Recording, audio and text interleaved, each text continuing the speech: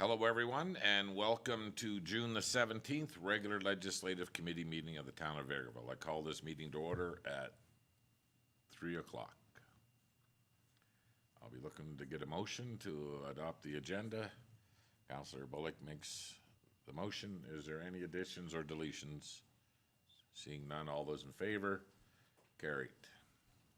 Next up, adopt the minutes of our last regular Ledge meeting. Councillor Curtis makes the motion. Any errors or omissions within those minutes? Seeing none, all those in favor?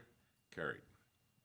Okay, first up, we have a delegation, James McCrimmon, and he's here to enlighten us about an acreage community proposal that he'd like for us to consider. So, James, go ahead, step up to the microphone.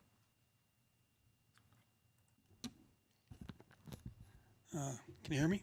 Thanks very much for having me today.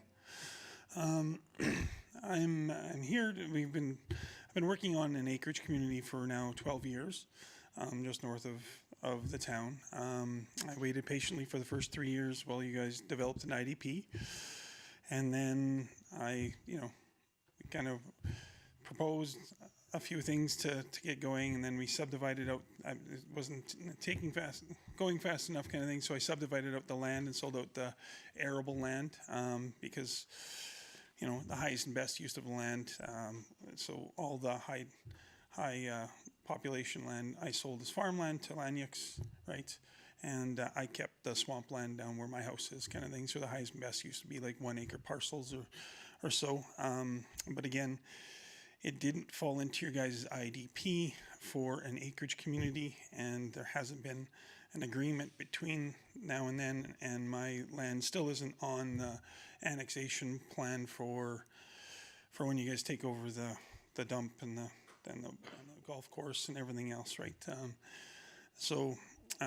I've developed about almost $7 million worth of properties in the town over my stead in the town of Vegreville. I'm homegrown, born here, and whatnot. But the last piece of the puzzle was my daughter graduating. So that's the last anchor that's been keeping me in Vegreville. And so now I'm at the point where either the town and the county come together and write up a variance for my quarter section, because I don't fall into their land use bylaws anymore, subdivisions in the county. So I don't meet their land use bylaws anymore. So it'd have to be an acreage community deemed for them to let me to subdivide out just my house and keep the rest of the land while you guys hopefully get to the point where I can finally build that acreage community. But if there isn't a variance done, because it can be done, right? Like, things can be done. That's one of the reasons that it's just, like I said, it's 12 years. So this is going to be the third election that I'm going to go through. It's going to be, there's always been a reason or excuse that we're going to push it back to this date. And once this is done, we'll work on it, James. We'll do whatever else. And I, again, my own fault. I presume that this wouldn't be an issue, and sunk a lot of capital into I think she has some of the slides. I'll have them on our laptop. Oh, you have them on your laptop? Okay. So you can see that I pre-built the roads and did a bunch of stuff. Like, I probably sunk an extra $200,000 or $300,000 into the studies, into the aero, all the things I needed to do to get it done. And then I've sat there and held it for 12 years, paying, carrying costs and everything else, right? So, but I've always been of the mindset that you don't give people a chance. Like, if I'm a business owner and you're mad at me for something, if you don't tell me what I've done wrong, how can I fix it, right? If you say this is it or whatever else, and then you go and you leave or whatever else, there's a chance. So this is really my last chance for me to keep developing in the county of Minburn and the town of Vegreville. Because if I can't get the variance, I'm just going to put the whole thing up for sale as a package deal or whatever else. I don't think anybody's going to have the fortitude and stay with this that I've had to try to get this project through. I've been in negotiations with expanding that project even further, right? So if I could get that done, if I get gray water to be able to pump back, I could also maybe take over the trailer court beside it, because Kevin Narot's getting a little bit older and stuff, and we've kind of talked about negotiations for that. And I've got a friend of mine that's he's working on megawatt plants, So we're looking at, we can actually build our own generation plant out there, right? There's a lot of stuff we can do, right? So that would allow me to have a third phase to the acreage community, because I'd put it back where his, what you call it, like, I've got plans, but I'm done waiting, right? So like I said, I'm here so that, because I've been here before, it's like, well, it's not our land. Well, it's in the IDP, so it's not their land anymore either, right? So then it has to be an agreement on both sides, because it's in the IDP. They can't just do something without your guys' approval, and they can't, you know, and so for them, like I said, they don't allow any more than 2 subdivisions with houses and residents on them. So I'd be asking for a third until you guys, and I have no problem waiting, because this would have to eventually go through the IDP, and you'd have to get, you know, it changed, right? But there's, in my opinion, there's no reason that we can't write up a variance to allow this to happen in the meantime before, right? Because I'm done. It's going up for sale in July.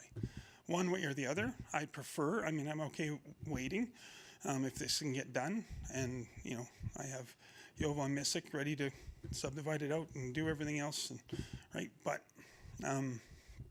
so this is my offer. I'm like, if we can get this done, right, that gets me out of my property, gets my capital that's been sitting in there for 12 years up and going. I can finish the other projects I was sitting around waiting in Vegreville, because I've got the lot across from my condos that I built, right, that I'd like to build a house and the garages and everything else. But, you know, banks only give you so much money, right? So if I alleviate myself of my house and I still keep the land, right, so that I can build, if I think I sent you guys a plan, I'd like to build a barn dominium on lot 5, right? I mean, at this point, I'd probably be on house 4 or 5 out there, if it would have been approved way back in the day.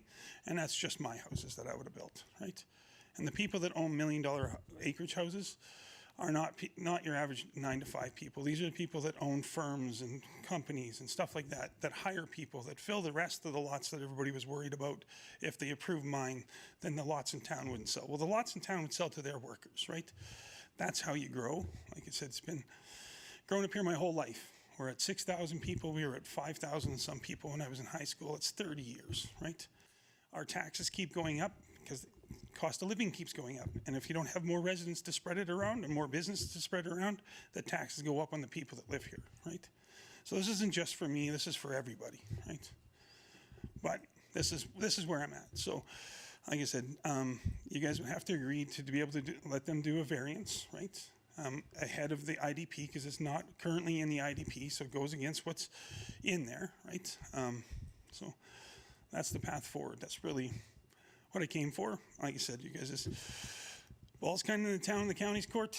I'm very industrious, and I've created a company that's now pretty well across Canada doing events and stuff like that, and I'll keep growing it, right? But it has nothing to be anchored. I don't have to be anchored in Vegreville and do my warehousing and do everything else here. I can build it anywhere. So, yeah, that's my. So, what is your exact ask of us? You want us to negotiate with the county? No, I don't want to negotiate. So my lot there, so that one lot, I have it on there, that would have to be subdividable, right? So right now, that would constitute, in their land use bylaws, an acreage community. And in your guys' IDP, it says no acreage communities within the IDP, right? So what I'm asking for is a variance. A one-off variance, just like if I was purchasing a property and I wanted you to leave your hot tub, right? Like we're gonna write in that you're leaving the hot tub, and this will get added in, right? I want to be able to subdivide out my house and then be able to keep the rest of the land, right? Because if I can keep the rest of the land, I don't have to build the house right away. I will build a 2-bay garage behind the house I renovated a year ago, and then I will build that other house. And like I'll take the equity that I pull out of there and just keep developing. I've been stalled, right? Like I was going gangbusters until I got stalled at this. It's my own fault, but. If we went to the county and asked them to approve a variance in our shared IDP that would allow you to subdivide more than twice on that land. Right. So it would still be in the county. So, really, I mean, if they would okay it, we would probably say fine. I mean, Right. it's in a shared IDP, but you want us to go and say, would you allow a variance, and we would agree to it in the IDP. Right. That's what you're asking for. Yes. Because again, this is where I've been this for 12 years. It's like, oh, I come here and you guys say, we have no problem with it. It's not our stuff. And then I go there and they're like, well, no, it's in the IDP. So they actually have final say. And if they, we are now going to designate in their land use bylaws, in order to allow this last subdivision to happen, it would now fall into an approved, basically, acreage community, right? Because it's in theirs, anything more than 2 would have to be delegated as an acreage community, which isn't allowed in the IDP, which is, again, so Okay, so just so you understand, James, right, that if we went to the county and said, we're okay if you allow a variance right, in the joint IDP that we have today, we're fine with it. They would then decide if they were fine. absolutely, yeah.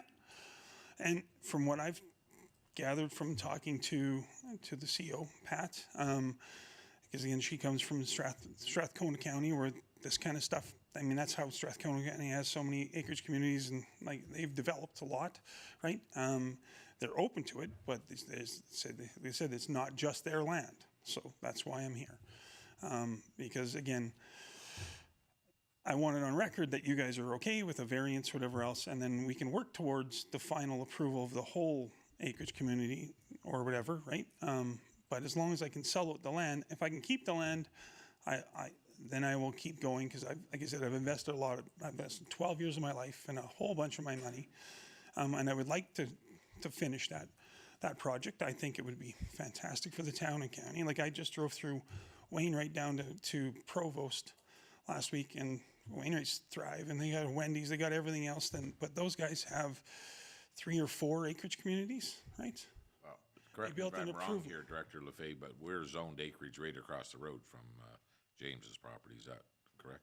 We're R5. R5, yeah. Okay, So, I mean, just as long as you know yeah, that if we say we're fine with it to the county, they can say yes or no to your application. 100%. I know they can, right? And again, like I said, and if I don't get the variance or whatever else, like I said, I'm 100%. My wife's already staging the house and doing everything else. It's going up for sale in July. But I prefer being able to keep the 12 years of my labor and build what I've got a vision for there, like a beautiful acreage community that draws in, especially right now in the world when everybody can remote work. Like, there's so much remote work. There's no reason that our beautiful town and our golf course and everything that we can provide and we should be thriving. We should be double our size easily, right? I don't know what you've noticed lately, but It's coming. What we're doing, and what it's not easy to do. Absolutely. But it is getting a lot better, and we have a lot of stuff, a lot of coals, a lot of irons in the coals right now in the fire. So Absolutely. But those people with lots of money, they want a certain lifestyle. They want a certain estate lot. They want, right? And we don't really provide that. We only have Brookwood Estates. We have 1 in the whole county of Midburn, right? So, I mean, it's basically a county problem. Yep. But if you feel that they've ever asked us, would we agree to a variance? That's never been put forward to us. Right. No, I just, like I said, Okay, so It was just so under you the- understand, again, it's not us. it was the IDP that they had to have it added to, and it just never got around to. You guys still haven't agreed to allow an acreage community. That's where I've been stuck. So we're gonna get some information from our planning and development, Okay. and we're gonna put this on for Monday's meeting, and we're gonna get the information we need, and then we'll have a decision on if we would say that we're fine with the variance in our joint IDP. Okay. And then we would take that across the road and let the county know that your request of us is granted or not. Awesome.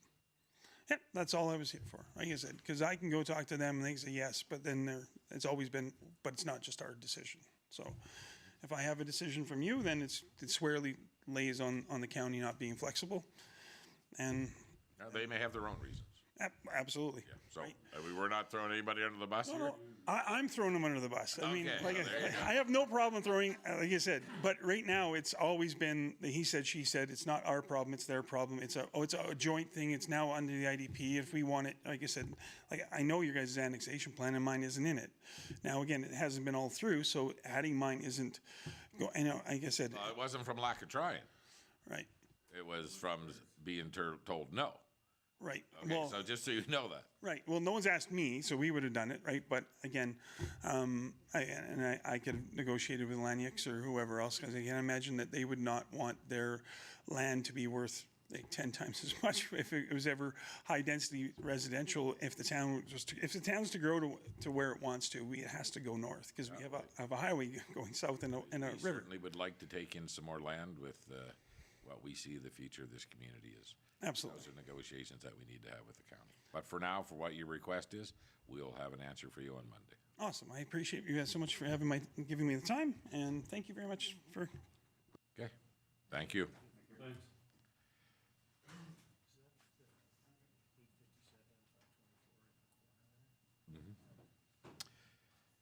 Okay, so next up, we have the Community Engagement and Economic Development Manager, Jameson Brown. The floor is yours.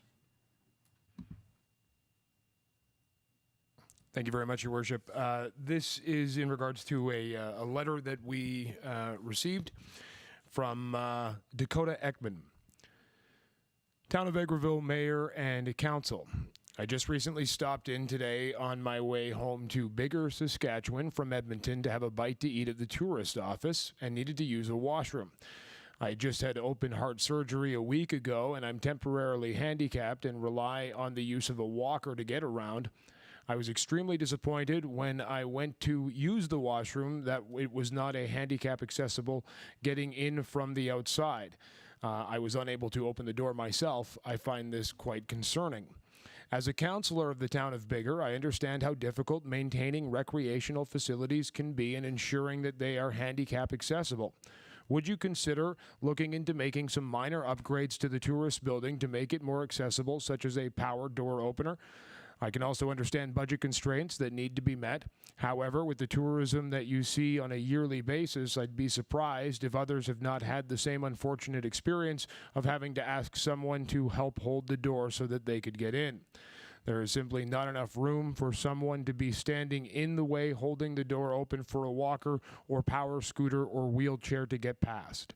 I look forward to receiving a response and hope you might consider addressing this concern. Thank you for your time and consideration. Dakota Ekman, Bigger, Saskatchewan. Okay, any discussion? Should we go to Bigger and see what some of their problems are? Go ahead, Councillor Bullock. Well, anyways, I don't know, I haven't heard of this coming up before, but obviously, yeah, I could see the issue with somebody being handicapped trying to get in there and one of those doors or whatever is that heavy, but have we ever looked at that before? I don't recall. Not in my time here. Is there two doors? Is there two doors on each? Yeah, that's correct, Your Worship. There's the main door, and then there's a second door that would give access to the washrooms, both the female and the male washrooms. Another hiccup here. Actually, there are several hiccups. The first hiccup is that there's a security component because the campers are able to access those washrooms. So there would be a code that would have to be integrated into handicap access. I believe that there's somebody sitting at the podium today that may have a bit more experience in the world of doors and windows than I, but I'm not sure how that would work when it comes to the security mechanism working with a handicap opener. Secondly, and we have had this discussion, not specifically as it pertains to handicap accessibility, but just in terms of the Visitor Information Center, it is sinking into the ground slightly, and so as a result, there are some lips that have established or have been established there. So it's not just a matter of accessibility in terms of opening the door.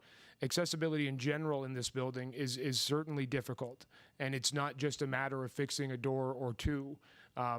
It would require substantial investment to go to the extent of making it a truly handicap accessible facility, unfortunately. Yeah, for sure. Go ahead, Councillor Waba. Well, thank you for that information. I think we all want to see every opportunity to have things as accessible to the public. That's something we've talked about, is inclusion meaning multiple things, but inclusion for people facing some physical challenges. Of course, I think it's also fair that we're in that same boat as a lot of smaller communities where the sad reality is at the time these buildings and structures were engineered, they literally weren't set up for this, plus a lot of times can't be adapted. Just in thinking of the building, I think it would be one thing to get into it, but I have been in there and I don't actually know where there would be the physical structure to get out of it, pressing that same button. Like there's not actually a place that would necessarily, so I definitely don't think this should be shelved, but I think maybe I would like to see this be part of a bigger discussion, maybe even as we head into some fall budgeting, as to what our thoughts are with that center. I know that we have talked about whether there's a possibility of maybe needing to redo the visitor center and what could be done, or maybe there is even a possibility for an additional small structure that would be solely just a washroom. But I just think this is going to be the complexity and the fact that we might be looking at a whole new visitors center or redo, that maybe we need to look at it on a bigger conversation, maybe even as a bit of a workshop discussion. Okay, go ahead, Councillor Curtis. Thank you very much, and thanks for the letter. Yeah, it's definitely difficult. I mean, if you look at our other facilities as well, it's accessible to get into, but there's washrooms do not have push buttons at every other facility that we have as well. So it's definitely a broader discussion, but I think the fact that the visitor center needs a lot of attention first, it needs to be put into a bigger plan, so. Well, it is true. I mean, just to make it easier for someone to roll up there on a like a wheelchair device or a walker, a half decent automatic door opener is about $1,500. The cost of it alone. Then you need to wire it in. They would have to be probably turned off at nights for the codes to work. There's all kinds of problems. I mean, I know that we've talked about a new visitor information center, and we probably couldn't do anything for under $400,000. So it's a big time decision to make. And is it worth right now? Let's say we poured some new aprons around there, made it easier to access, put another 10,000 with electrical into 4 automatic openers. Go ahead, Councillor Bullock. Maybe some out of the box thinking, maybe signage with a handicap information to just have a doorbell buzzer on the visitor center for one of our summer staff to maybe just go there and help them open the door to get in. A little out of the box, affordable. We have workers there anyways. Yeah, I guess there's always, there's workarounds. But again, it's all part of a bigger picture. I mean, say we spend $20,000 there, and then into budget time, we say, well, it's about time, or 2 years from now, that all gets thrown away. I mean, Yeah, Your Worship, the reality is we're at a pretty pivotal point with that facility, and certainly ratepayers probably don't want to hear it as we're talking about other facilities. I mean, there's been a lot of work that's been going on over the last little bit in terms of recreation facilities and these types of conversations, but. And with all due respect to Mr. Ekman, certainly a valid point, and I don't mind Councillor Bullock's suggestion in the interim. Let's find a way to make this as accessible as possible. But we are at the point of running the risk of chasing good money after bad. We could certainly install for obviously costs handicap accessible washrooms, but then we're talking about the accessibility to get from the parking lot to the washrooms, and then we're still talking about the fact that the building is sinking into the ground year after year. To me, I would look at it in terms of, and I've already heard it a few times, this is something that maybe we can discuss in a workshop about the best plan forward. But to add these enhancements to where it's truly handicap accessible, it doesn't solve the crux of the issue, which is in a few years' time, we're going to have a serious conversation about that building. Okay, so let's kick it down the road. Let's see where we can't maybe have a sign saying that if you need assistance, please inquire in the office for some assistance. Apologize that we're not there yet, but we're in between a lot of decisions on that facility or something. Absolutely. We can craft a response to Mr. Ekman, and we'll get those signs up right away to hopefully alleviate the situation and prevent something like this from happening again in the short term. Okay, thank you very much. Next up, Director Saskew. Sorry, Director LaFave. Sorry about that, Director Saskew. Sorry, Thank you, Your Worship. I have a memo to council. The topic is paving 44th Avenue from 50th Street to 49th Street.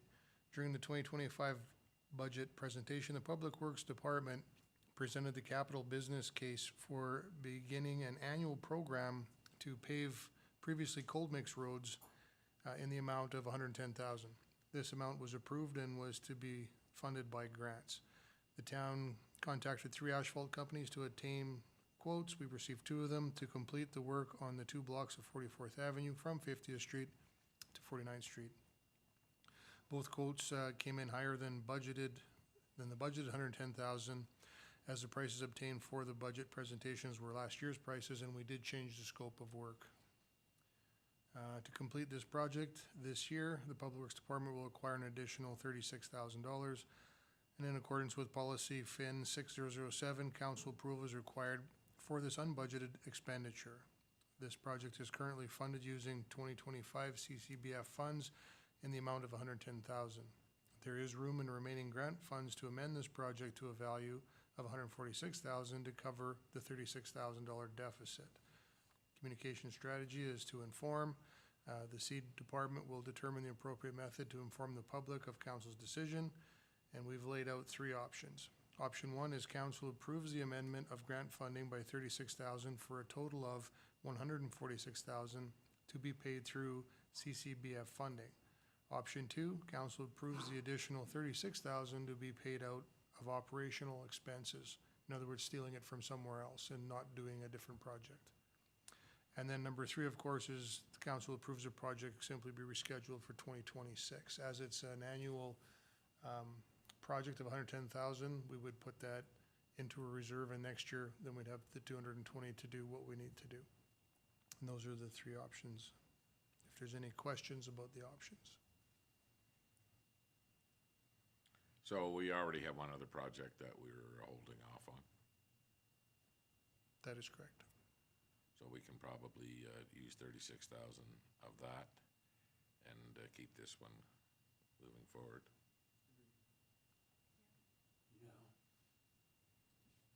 I agree as well, because every time we borrow from a different project to limp this one along, then that doesn't get done and we're still back another year. So We know where we're at with that other project, and that money will probably be used in conjunction with some more grant money next year to do a bigger project. So taking 36,000 out of that project right now is not make or break, so. okay, well, I will Should be, get some pavement done. yeah, there will be an RCD coming at regular council meeting next Monday for this. I can't guarantee you the other 2 that are, Well, 5 is enough. well, no, that's not the way we roll. Everybody has an opinion. Go ahead, Councilor Wall. I would just say, though, I appreciate the planning that does go into these ones where we are allocating so much every year, because it just, we don't like to get behind on that, because then it sends you on a different run. But when we're kind of seeing those things in steady, these little adjustments don't hurt as bad, and sometimes they're a little bit more movable than when we haven't been doing continuous every year projects, and then all of a sudden you get hit with the large ones. So I think that we're definitely on the right path on those. Director LaFave, did you say there was some changes in the scope of what the work that we were asking? There is, we've decided to take the thickness of asphalt that was proposed at a 75 mil or 3 inch, And we're just gonna keep it standard with our new builds at a 4-inch. So that added 20-some% to the project because we're adding 25% asphalt. Perfect. Okay, we'll see that on Monday. Okay, CAO Ling. All right, thank you, Your Worship. First item up is from Honorable Mike Ellis, the Deputy Premier of Alberta and the Minister of Public Safety and Emergency Services. The letter reads, Dear Mayor McPhee, across North America, jurisdictions are increasingly recognizing the importance of reshaping perceptions of police services from being solely an arm of the state to being extensions of their communities. A key component of this paradigm shift is ensuring police accountability through greater transparency. In Alberta, the implementation of body-worn cameras, BWC, is a critical step towards enhancing transparency and accountability in policing. These devices provide an objective record of interactions, bolstering public's confidence in law enforcement and reinforcing the integrity of police practices. In 2023, I announced that all police services in Alberta under provincial jurisdiction will be required to equip their frontline officers with BWC. In order to support this mandate, Public Safety and Emergency Services, PSES, partnered with the Alberta Association of Chiefs of Police, AACP, to update the Alberta Provincial Policing Standards, introducing new policies governing the use of BWC. At the time, I also advised that the AACP that while individual police services remain responsible for the hardware and staffing costs associated with BWC implementation, the Government of Alberta is committed to advancing a single province-wide digital evidence management system, DEMS, so DEMS. This system will support the secured sharing of BWC-generated digital evidence between law enforcement agencies and the Alberta Crown Prosecutor Service, promoting consistency, interoperability, and efficiency across the province. I understand that the Royal Canadian Mounted Police is in the final stages of its nationwide implementation of BWC, a process that will have both operational implications for frontline RCMP officers serving in contracted policing jurisdictions and financial impacts for the province and municipalities who contract for the RCMP.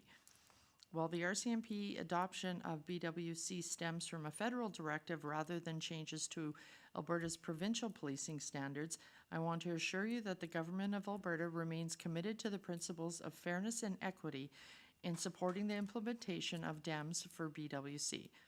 As I have stated many times, I do not focus on the color of the stripe of the uniform. What matters is that Albertans receive the policing services they need and deserve. To this end, I am pleased to share that part of Budget 2025, PSES is introducing a grant program open to municipalities with their own police service, First Nation police services, and to municipalities who contract for the RCMP to be their municipal police service. The purpose of this new grant program is to offset some of the costs related to the implementation of a single province-wide DEMS.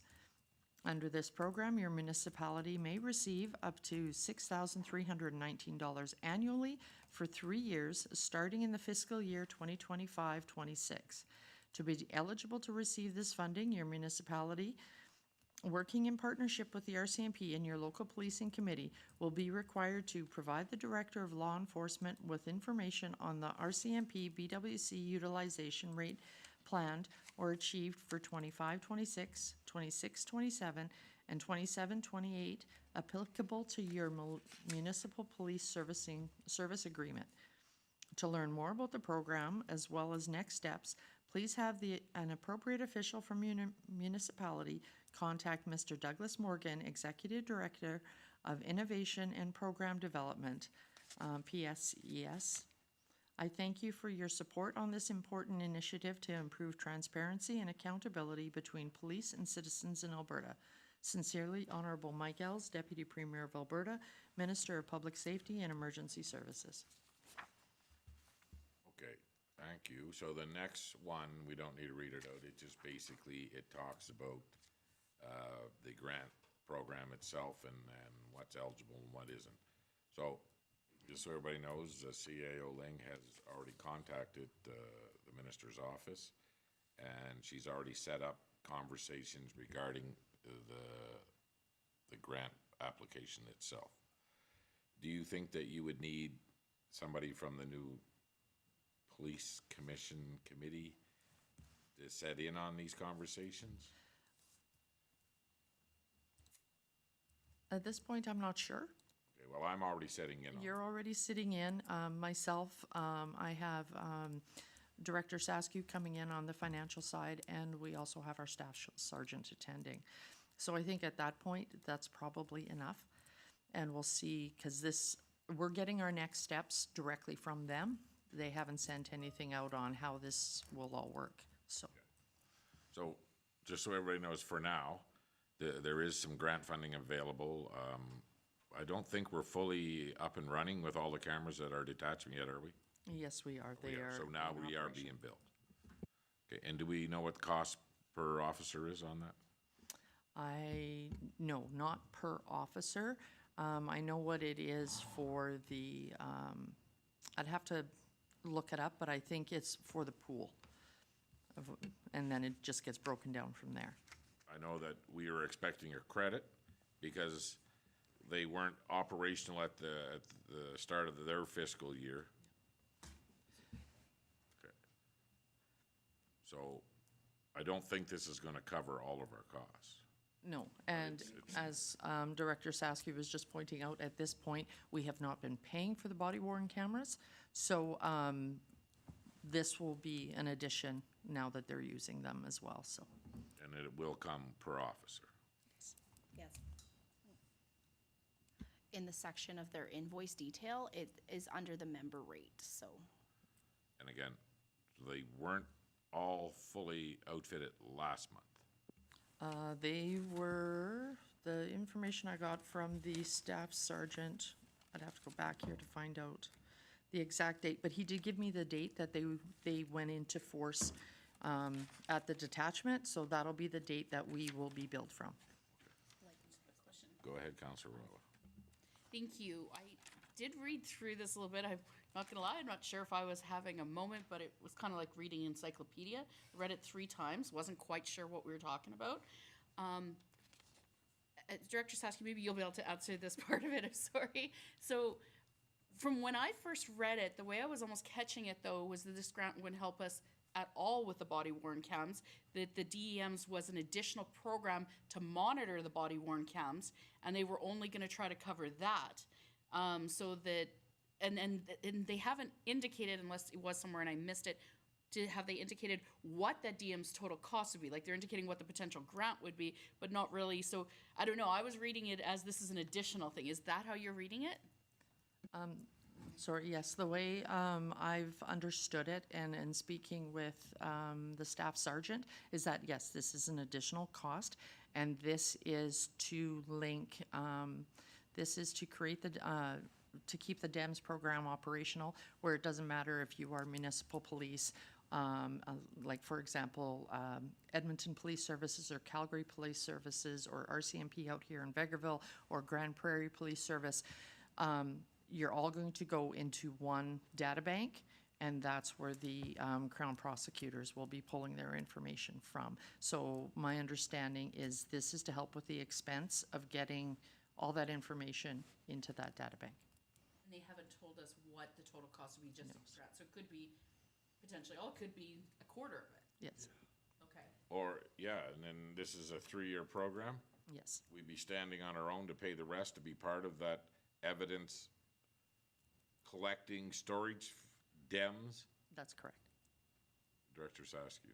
I do have a little fact sheet that was submitted with one of the emails we have, and they do have a grant funding formula. So municipal and First Nation police services, it's the authorized strength as of 2025, so that would be our, I think, 8 officers, multiplied by Alberta's cost per DEMS license, multiplied by the BWC utilization adjustment is how they're gonna determine it. And no, that's, And then the municipalities with an RCMP, MPSA, it's the strength times the cost per DEMS, times the utilization adjustment, times the federal cost share adjustment.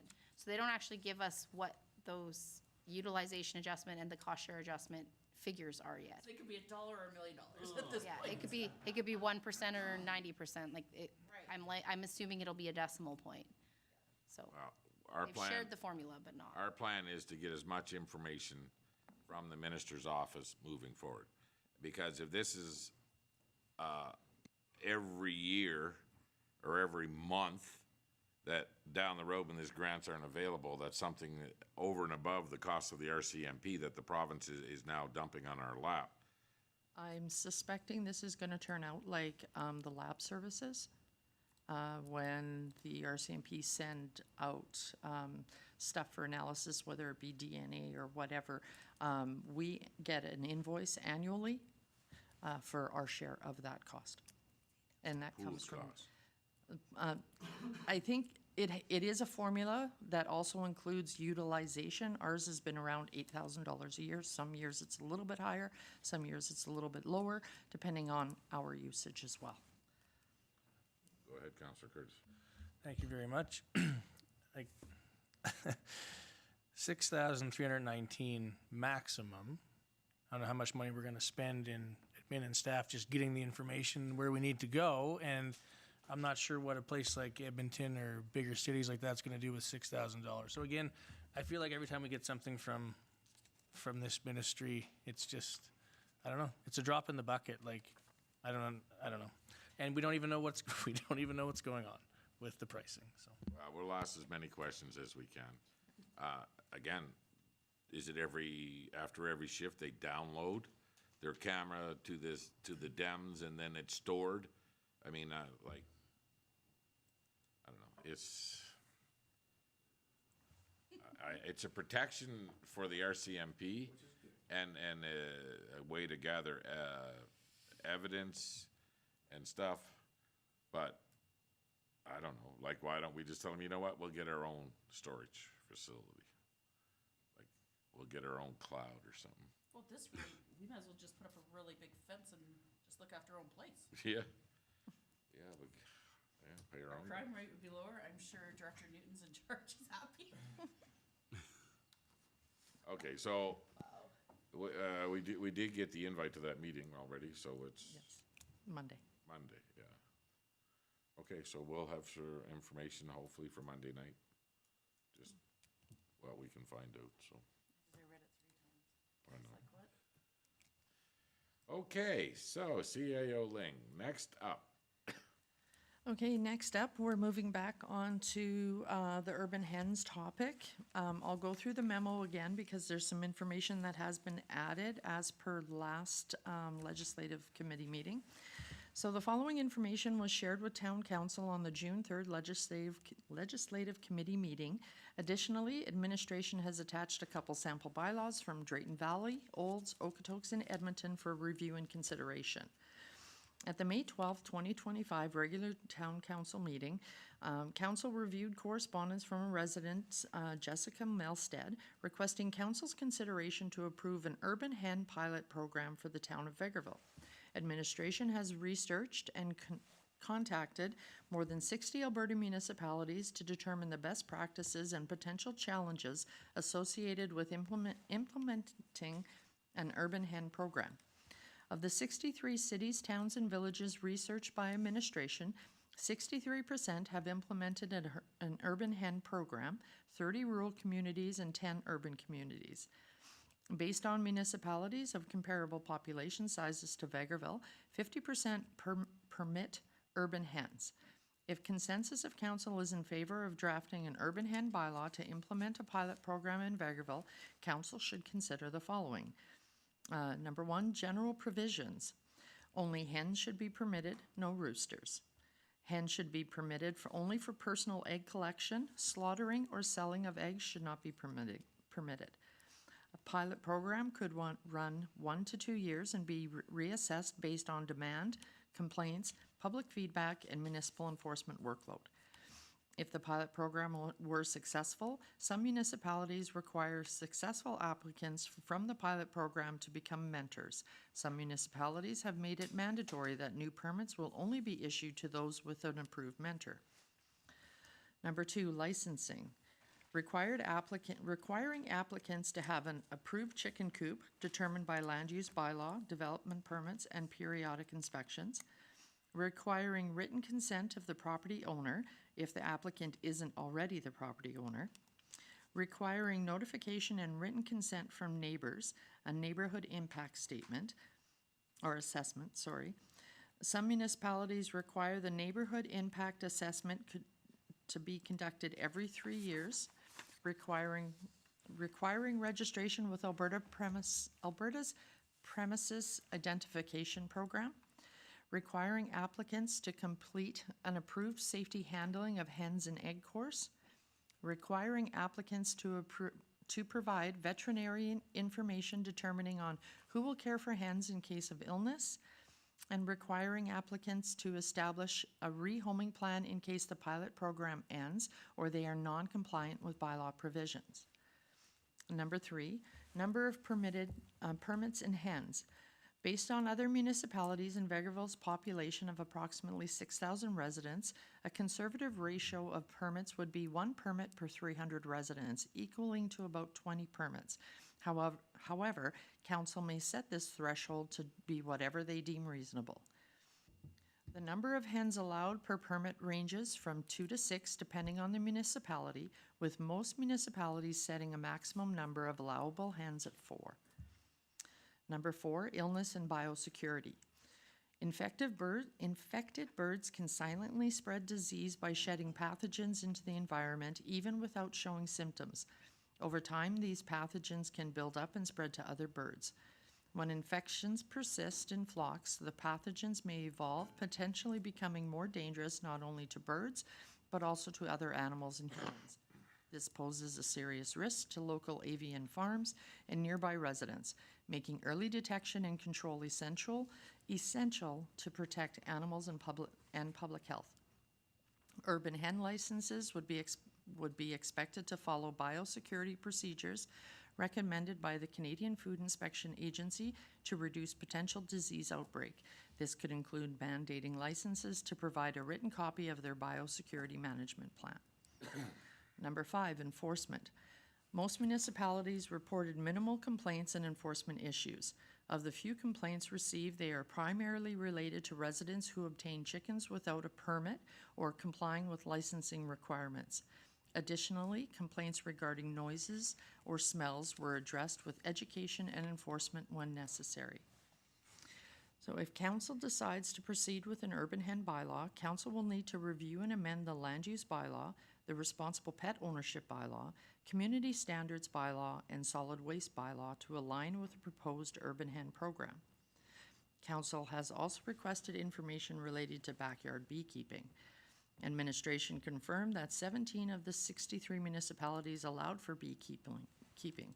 Similar to urban hens, permits will only be granted to those who register with the province, complete an approved beekeeping course, complete a neighborhood impact assessment, and comply with the appropriate setbacks for the hives. Some municipalities noted permits were more difficult to obtain because of neighborhoods citing bee sting allergies during the neighborhood impact assessment process. So the options are that council may accept this memo for information, council may request more information from administration for further discussion, or administration may schedule a council workshop to discuss and draft an urban hen bylaw. And then attached are all the bylaws, or extracts of all the bylaws, because of course some of these bylaws are quite lengthy, so we didn't include the whole bylaw. Okay, thank you very much. So I know a few of you were at the last ledge meeting, Councillor Curtis and myself were not, and you were here for the presentation.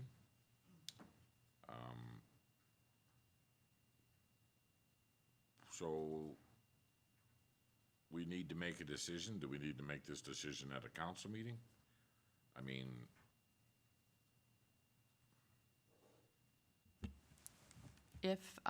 If council is interested in moving forward with an urban hen program, I think it would be wise to schedule a workshop where we can sit down and go through all the the bylaws that we have discussed and found, pull out the best information and create a draft and bring it back here for debate. Okay. Well, thank you, everybody that did the research and everything here. Okay, Councillor Berry. Thank you, Your Worship.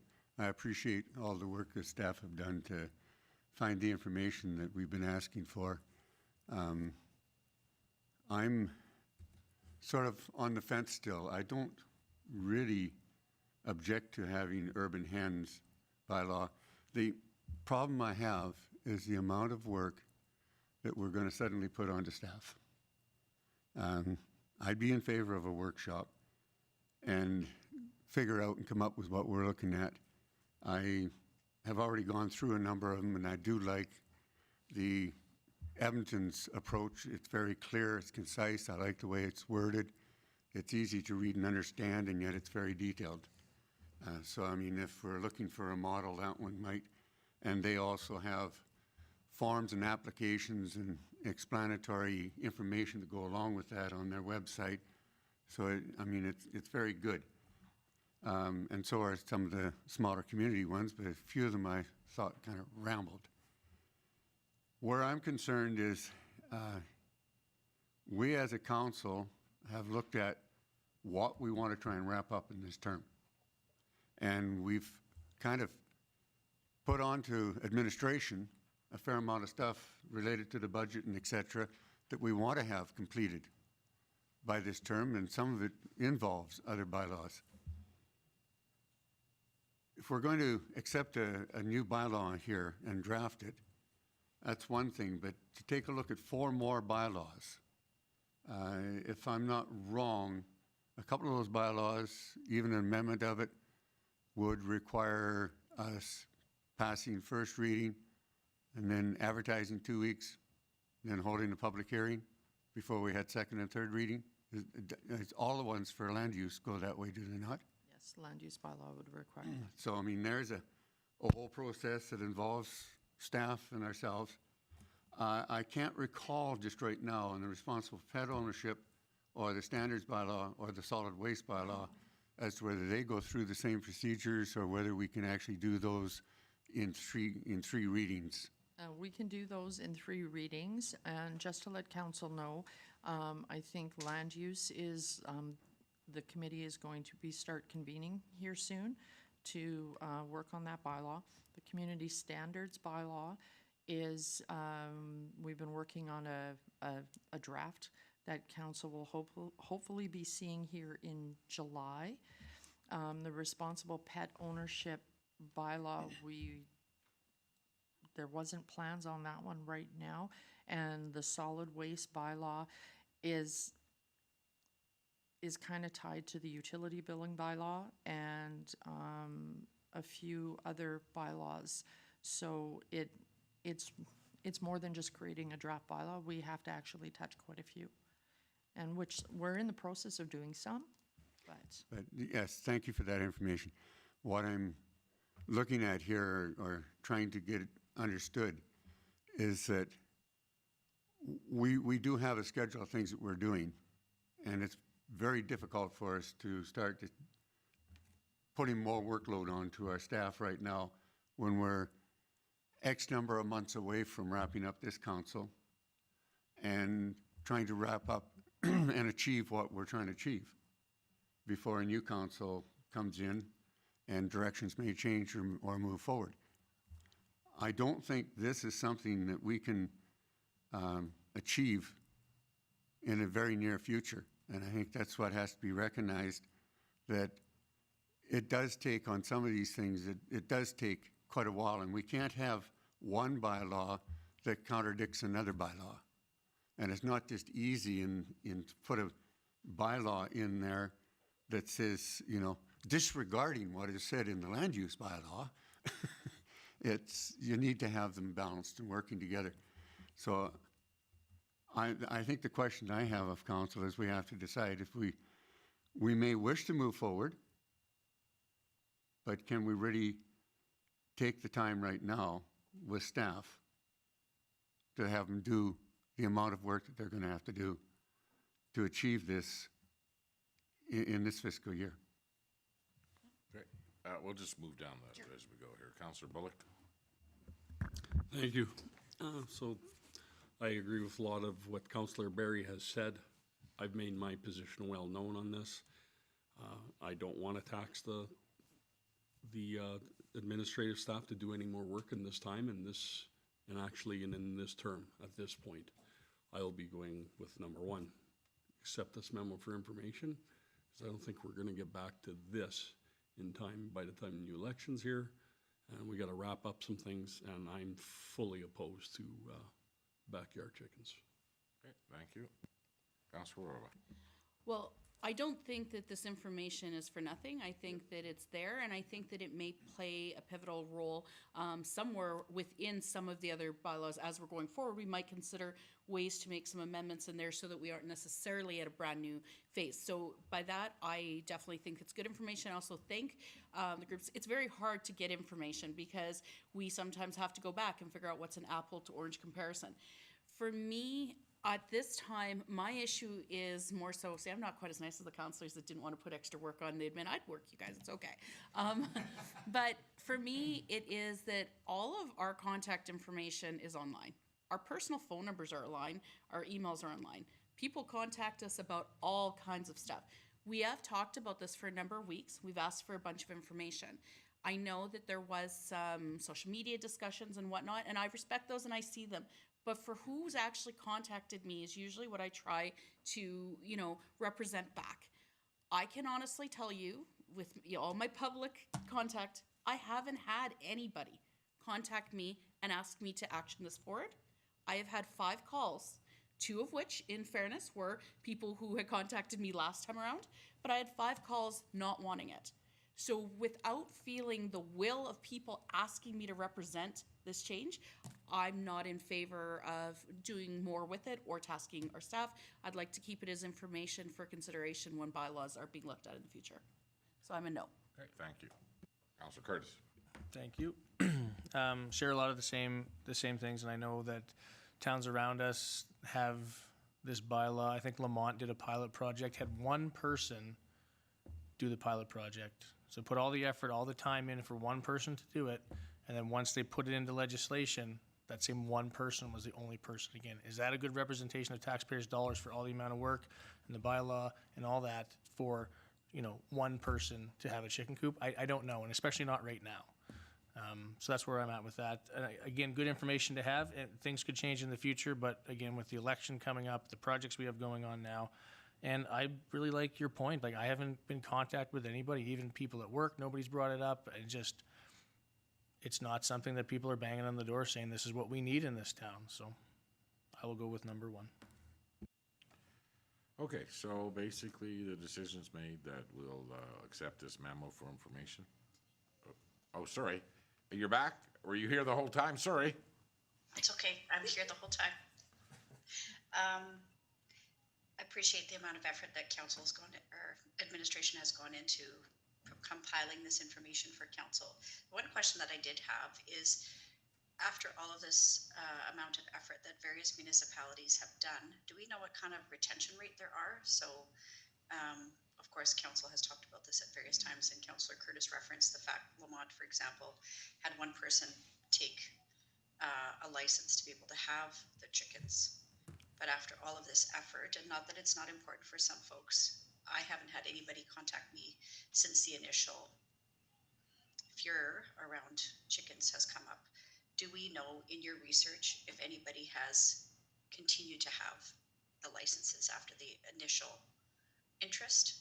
All the work from administration in these municipalities, and then the attrition rate, like how many people actually continued or stopped having chickens? Do you have any research on that in your information gathering? It was not a question that was asked, so it wasn't volunteered information. What they would volunteer is if they didn't have any. So for example, Mundare, they have no chickens. Even though they have the urban hen program, they don't have anybody that has any hens. So it is something we probably should have added to the question. we can find out. It's like, obviously, some communities still have it going because it's still an active program. For example, the city of Edmonton and that. But as to how many, we don't have that answer. Fair enough. I wouldn't want you to go back. I just was curious for my own interest. I think that the advice to move ahead with number one at this current time makes the most sense, given that we haven't had a lot of follow-up with folks that are really interested in having chickens. I'm not opposed to having an urban head program, and I guess I would encourage people that if this continues to be an interest area for them, to bring it back forward again. Thank you to administration for doing this extra work, though. Okay, thank you, Councilor Rudick. So myself personally, I wouldn't want my neighbor to have chickens. And I know a lot of people in town, and not one person has asked me to allow chickens. And I think that people during election times vote for people that share the same thoughts or the same way of life, and I just wouldn't want somebody next door to me to have chickens. And I think that I know the majority of the people in Vegreville don't want chickens next door to their house. So I would say that we accept this memo for information, and we don't pass any more work on to our admin. Thank you for what you've done so far, and we'll move forward. Okay, Regional Recreation Facility ballot question. All right, thank you, Your Worship. So in the background on this is in 2024, the town of Vegreville was awarded funding from the Alberta Community Partnership Program to conduct a regional recreation feasibility study. This study, conducted by Orange Crow leadership in consultation with the Regional Steering Committee, provides a comprehensive summary of the state of Vegreville and area recreation facilities, incorporates public and stakeholder engagement findings, and introduces a concept plan and business analysis for a new regional recreation facility within the town of Vegreville. The study and the summary of a report has been distributed to the following towns and county councils and CAOs. So the Village of Andrew, Beaver County, Town of Bruderheim, Village of Chipman, County of Minburn, County of Two Hills, Village of Holden, Town of Lamont, Lamont County, Town of Mundare, Village of Riley, Town of Tofield, Town of Two Hills, Town of Vegreville, and Town of Viking. Along with the regional recreation feasibility study documents, Mayor McPhee sent letters to each council requesting their participation to pass a resolution to include a ballot question related to the study's findings in the upcoming 2025 general municipal elections. Administration is recommending 3 versions of the proposed ballot questions for council's consideration. Once the wording of the ballot question is confirmed by resolution, the ballot question will be shared with the above-listed municipalities who have agreed to participate. So version 1 is, are you in favor of the town proceeding with the construction of a new regional recreation facility, acknowledging that this project will result in increased municipal taxes to fund its development and ongoing operation? Version 2, do you support the town proceeding with the development of a new regional recreation facility, which the understanding that the project will have financial implications, including an increase in municipal property taxes? And version 3, are you in support of the town proceeding with the development of a new regional recreation facility? There's financial implications. Any costs related to additional ballot printing will be covered by the Alberta Community Partnership Program funding. Communication strategy is a copy of the final report, and summary report will be made available on the Town of Vegreville website, along with a news release via a Level 1 public engagement process. The study released will be advertised on the Town of Vegreville social media channels, encouraging electors to review the information and prepare to answer a ballot question in the upcoming fall election. So the options before you today are that Town Council selects one of the three versions of the proposed ballot questions and pass a resolution to add the question to the upcoming 2025 general municipal election. That town council recommends alternate options for proposed ballot questions prior to passing a resolution, or that town council deny a resolution for a ballot question relating to the study findings and accept the regional recreation feasibility study for information. Okay, so this is gonna come to Monday's meeting. Ideally, we would like to have an idea of what Okay, the recommendation would be for. okay, go ahead, Counselor Berry. Thank you, Your Worship. I've been involved in quite a number of surveys over the time, both provincially and federally. The way things are asked is extremely important. The thing that I find here with all three versions is it doesn't seem clear to me, if I'm in another town, that my town isn't building a recreational facility, because it says, are you in favor of the town proceeding? Now, if I'm in Andrew, I'm looking at that and saying, no way.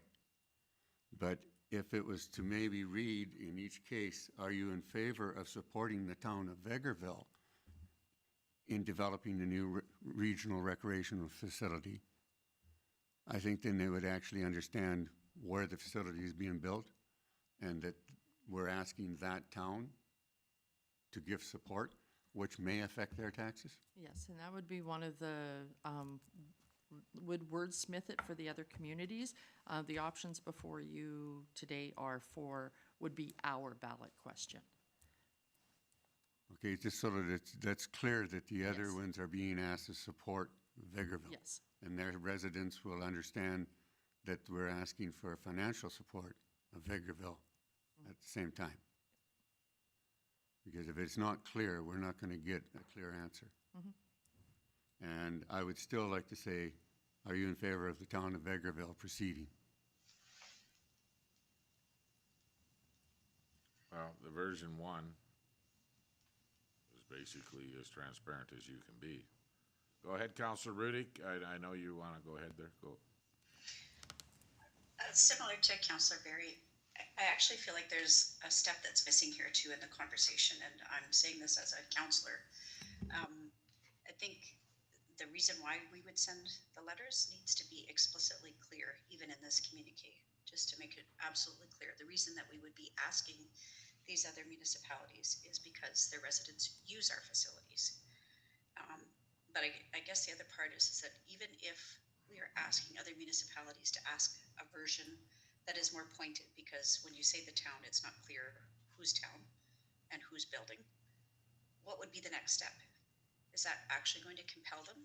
You know, for example, we've had agreements with other jurisdictions that might say that they are supportive of our ventures, and then when it comes right down to it, whatever service it might be, when it comes right down to actually paying for those services or ventures, the proof is in the pudding and there is no money to follow. So just, I guess I would want to know, the reason for sending this letter is to ask for the money. That's all, that's the ultimate goal. And secondly, do we feel like there's going to be a like if we ask this, then something is actually going to come of that? I'm just curious, like some of the background information is kind of missing here. There's a presumption that's here that I understand all the reasons why that we're considering this, and this is the way that we're going to move forward as a town of Vegreville, asking other municipalities to ask this question of their residents, and then in turn, what next? I just have to ask for clarification. Go ahead. Sorry, I just need to clarify, because just from Councillor Rudick's there, I was taking different, I thought we've already sent a letter out to them, asking them if they are going to put it on a ballot question. Is that correct? No, we haven't. We did? Yeah. Oh, did we get a response? Okay. Because in that vein, just based upon what was in here, that would make sense to me. We've already sent it out to them. We've already asked them if they're going to put it on. Now we can see what participation they're willing to give us back and forth. And certainly on ours, I think it's fair to figure out how we want to word ours. I like version 1. I think it's pretty clean as well. But I do think that we will have a tell as to what our next steps are based upon the answer to the letter and step from there. The ones that come back and refuse to put it even on their ballot question, that's going to tell us what their commitment level is there, because if they're putting it on their ballot question and the people come back acknowledging that they're willing to support the town doing it even if it impacts their taxes, well, that's something for us to hold back to when we go back to them and say, your people are already there. So that's why I wanted that clarification. So we have actually sent this out to them, and now we're just figuring out our ballot question. Okay, thank you. Follow up then. So if each town is getting version 1, version 2, version 3, we could have each municipality voting on something entirely different than what No, the other one is. each community was asked if they would be willing to do a ballot question. They have not been given the wording. The wording is chosen here. Okay, so that makes a little bit of difference, because, I mean, the aspect is you don't want 15 different communities having 15 different versions, because then you can't analyze it whatsoever, yeah. No, it'll be, So- everybody will have, So, to me, I would still want to be more clear in saying, are you in favor of the town of Vegreville proceeding with the construction, or supporting the town of yes, Vegreville? it will say, and then it would say like, okay, let's take version 1. Are you in favor of the town of Vegreville proceeding with the construction of a new regional recreation facility, acknowledging that this project will result in increased municipal, they can put municipal increase, let's take the county, increase county Minburn taxes to fund its development and ongoing operation. Yeah, so they slide in their name. Yeah. So when we get the letters back, and then I know there's gonna be some that are saying, no way. But we would like to make a presentation to those communities. You know, how do we do it? How do we show the residents of all these communities what we're trying to build and the regional approach that we're trying to bring here, right? That's the hard part here. I mean, the wording, I like number 1, and just whatever the municipality is, you slide the name in. Yeah, it's very transparent. It's, you know, develop to build it and the ongoing operation. And that's what we're asking for input from these user groups and from these other municipalities. Are they willing to come in a regional approach to this rec facility? But it's hard for them to put it on a ballot without them actually seeing what we're trying to build. So we would like to get it out to all the municipalities, you know, the study itself and some of the conceptual drawings, what's going to be in there. This, I really think, would be, you know, the way we sell this. Go ahead, sorry, Councilor Curtis. Thank you very much. I would think that they would be able to put whatever question they wish on the ballot. I don't know if somebody came here and told me that I had to put this question this way on my own ballot, that I would be that in favor of it. But I do agree that we should do a presentation, definitely use the stats that we have of the percentage that they use, the people use the facility, which we've been taking over the last year or so, and pose it to them. Especially the ones that come back and say that they would be in favor. But I don't know that you're going to get one solid question through everyone, because do they have to follow what we've proposed? We'll put a ballot question on, but we'll put it in our way. Will we say we would rather you not do one at all?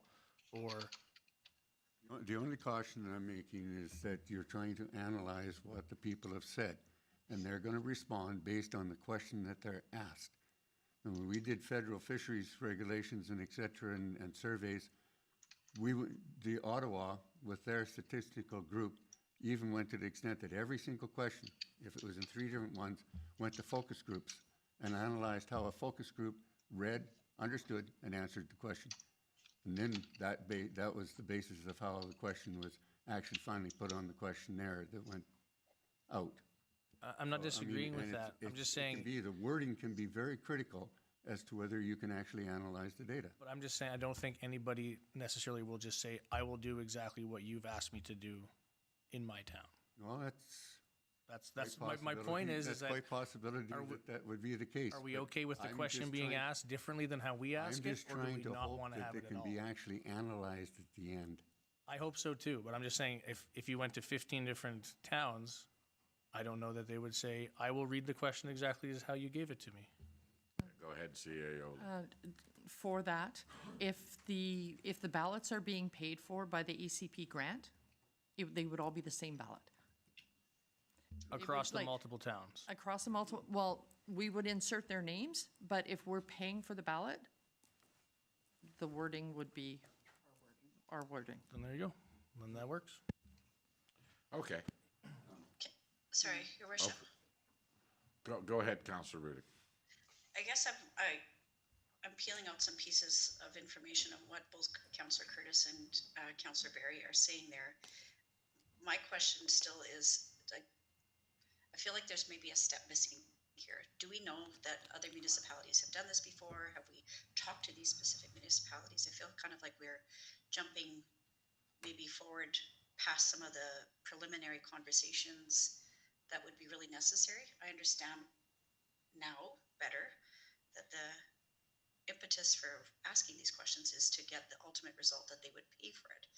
But I guess I'm still feeling a little bit like, do we know that this has ever been done before? Is this something that is a tried and true method of compelling other municipalities to be part of a joint recreation project like this that would be housed in another municipality? Hence the name regional.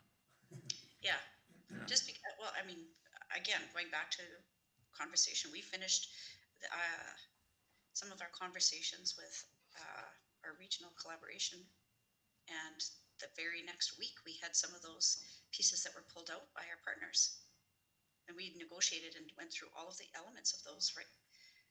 And the very next week, some of those negotiations were pulled out of that agreement.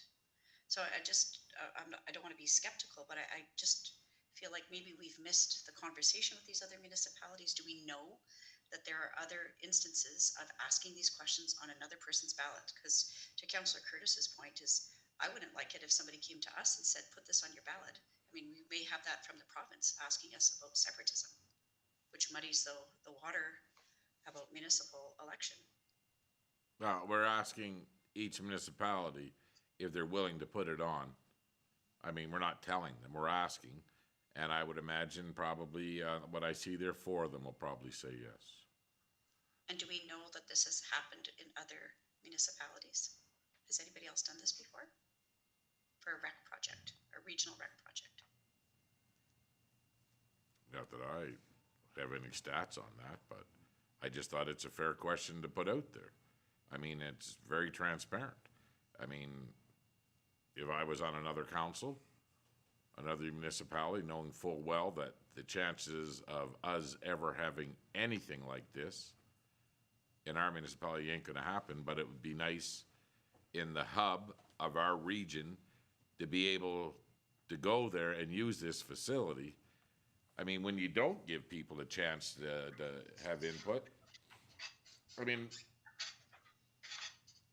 I would love for everybody in this whole area to be able to see what we're trying to do. And I would love for other councils to pull their head out of the sand and to see that it ain't gonna happen anywhere else but here. But how do you do it? Because as elected officials, they're always, well, no, we don't care. Just let Vegreville pay for it. But when the question goes to the residents, do you think it's fair that Vegreville has to pay for everything? So I think what you've just explained right there, Your Worship, is actually the piece that I think maybe needs to be part of the preamble and the conversation with these other municipalities, and I didn't see the letter that was sent. Hopefully it has some of that flavor in there, because I think that's actually the crux of the issue, is that if we're going to be achieving what we want as a region, part of that is cooperatively paying for something that's housed in another municipality. And in this case, of course, it has to be Vegreville because we are the biggest community in the region. So I appreciate the explanation that you just gave, and I think that might be of value to residents in other communities and our community as part of that conversation, so. Well, I have no problem going to each municipality and talking to their councils, but the hard part is that other municipalities do not broadcast their council meetings. And they don't have that same reach to their residents. Their residents are not informed. I would love to be able to put an ad in every newspaper around here with a conceptual drawing and what we're trying to do. You know, maybe we have to get to that. Maybe we go to the Lamont Leader and we go to the Two Hills paper and we just do what we can in this region and to wake people up to what can be. I'm sorry, go ahead, Councilor. I was just going to say that I think Councilor Riddick has a very good point, you know, when you're looking at others. I think the challenge is the fact that we would probably find out, no, this hasn't been, but of course it hasn't been. Not that long ago, we still saw where the approach through the province was funding for infrastructure where each and every small town was given the choice between a curling rink and a pool and, or not curling rink, sorry, a pool and a hockey arena, right? And that's why we have a bunch of empty buildings that now serve for 4-H and whatnot because they weren't sustainable. So I would say it's probably a very fair, legitimate statement that you is, are they doing it? And I would think the answer is probably no. But the point is, we have to try some approach. I actually think what you touched on at the end here is going to need to be part of that because it doesn't matter, even if they were broadcast there, the fact is all that most people are going to see would be that ballot question. And a municipality needs to have some justification for their tax dollars, but it doesn't mean that anyone else is going to understand it. So it may very well be that one part of our strategy, if we go ahead with this, is to have a little bit in Vegreville News Advertiser that does actually get around to most of the municipalities' hits and some other ones, and taking out a little bit of saying, no longer are the days that this is here. None of your communities could even consider doing a $40 million project, a multi-million-dollar project, and this is what we're looking at. Would you be in favor of it? I think that that might be part of it. I just don't think we would find that anyone else would have done it because it's shifting. And our options become we either try to lead this out or it is going to die in the water because we need all of the help from the people around, but also people have to make that decision because if Vegreville's struggling to put this forward, no other small municipality can do this. And I have a concern because we did that regional rec before, which was a lot of work and some really good information, but what we had was other groups not wanting to let go and thinking it would be here and there. What we found is that didn't work. So we can play any game we want. It didn't work. We're not going out to that next town. We have to do regional. So I think two-step is correct. I think actually Councillor Riddick's point to bringing it for information is good. I just don't think that information goes to the town and that would help anything. I think we'd have to find ways to educate the public before it would hit their ballot. Right. Okay, so how about this? How about we wait? When do we send the letters out requesting the ballot question? How long ago? We would have sent the letters out in the middle of May to all the municipalities that were listed on the memo here. And we have had a few reach back out just asking if we have a version of the wording ready to go for them to discuss with their councils. So I did let them know that once we have something solid, I would be getting back to them with that wording. But otherwise, we have discussed with our seed team the release of the study and the summary study to the public. We are working on a news release, and we've even talked about a video capturing the concept drawings and what could be. And so our goal is to promote that over the summer so that residents, electors, both locally and within the region, can understand exactly what we are asking them to answer when it comes to the ballot. Okay, so in the follow-up to what the question looks like, are we okay with a version 1 with the town of Vegreville, and then leave a blank for their municipality? And then we look at a bit of a media blitz and reaching out to these individual municipalities and asking them to contact their elected officials.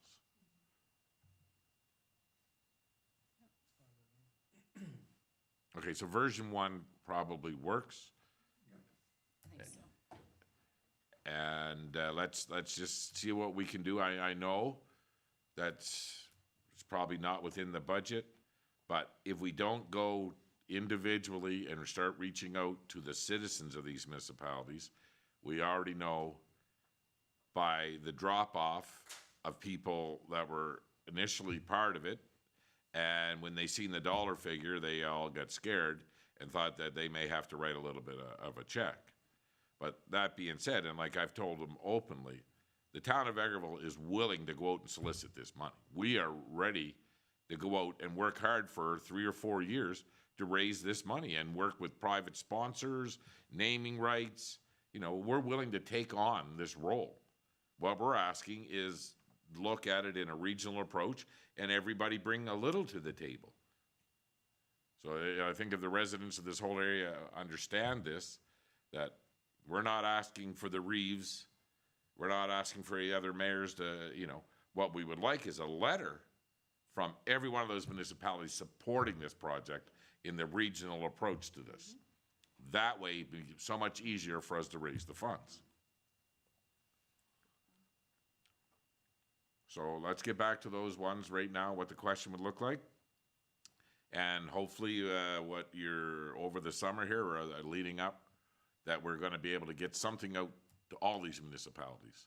And if they want a presentation, if they're willing to hold a town hall, then we have a dream and then we'll go there. So I think it's also maybe important to for the timing of when. If we do it right now, they'll have forgotten by October. yeah, So it might be in the fall doing a blitz of advertising as to, we can't do this individually, but collectively we could get it done. why is your municipality, why won't they put it on the ballot? Yeah, well, that's Yeah, how, well, no, that's true. well, that's how it works with elected officials. You know what they're like. Oh, that's us. That's us. Okay, we have a plan. Perfect. Okay, we have traffic concern letter from Mr. Darrell Tolman. All right, this next letter is addressed to Mayor and Council.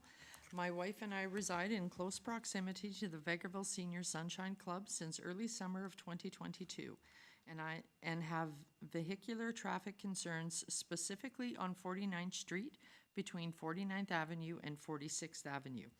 On a daily basis, ever since moving to Vegreville and living at our current address, we have been experiencing the following numerous and repeated occurrence traffic problems. Number 1, excessive vehicular speed. Number 2, excessive noisy mufflers. Number 3, absence of speed limit signs. Number 4, absence of marked crosswalks with lines and pedestrian crossing light signals. Number 5, safety risks to regular pedestrian traffic crossing the street and avenues of concern.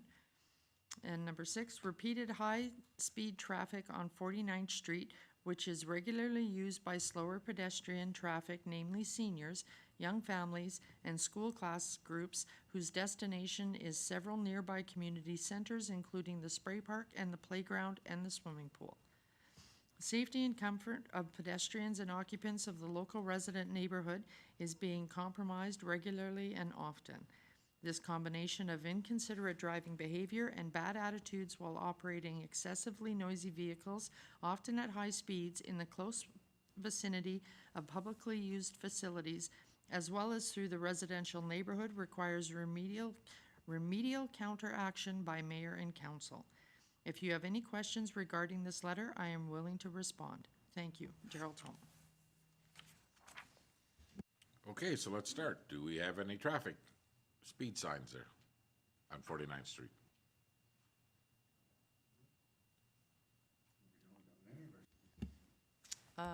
That section of 49th Street, I'm trying to remember, because I drive it every day. No, I do not think there is a posted speed limit sign.